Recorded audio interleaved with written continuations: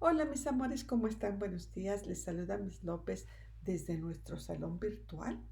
Sí, el día de hoy vamos a hablar de cómo proteger a nuestra familia, a la comunidad, o sea, las personas que no son nuestra familia o nuestros amigos de los gérmenes que traemos en nuestro cuerpo.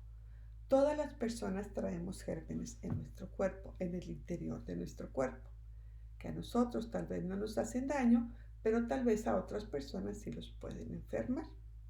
Ahora bien, hay ocasiones que si andamos enfermitos, traemos gripe o cosas así o algún virus que nos enfermó a nosotros y queremos proteger al resto de las personas para que no se contagien con ningún virus.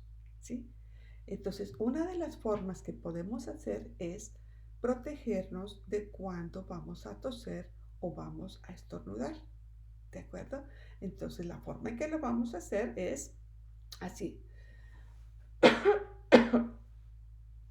Vamos a toser en el interior de nuestro codo. De la misma manera lo vamos a hacer cuando vamos a estornudar, ¿sí? En el interior de nuestro codo, ¿sí? Una vez más. ¿Por qué lo vamos a hacer así? ¿Por qué no tosemos y le hacemos? ¿O por qué no hacemos? ¿Por qué? Porque si lo hacemos en la manito, entonces en la manito se quedan los gérmenes. ¿Y qué pasa? Si yo estornudo en mi mano o toso en mi mano y después voy y tomo el vaso de agua y luego alguien más viene y toma ese vaso de agua, esos gérmenes están ahí porque se los pasé de mi mano a la botella. O si voy y toco el switch de la luz, entonces, o si abro una puerta, esos gérmenes se quedaron en la mano.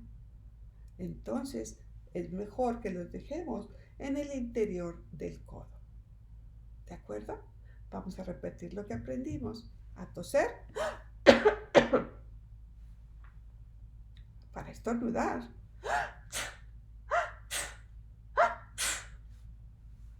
En el interior del codo.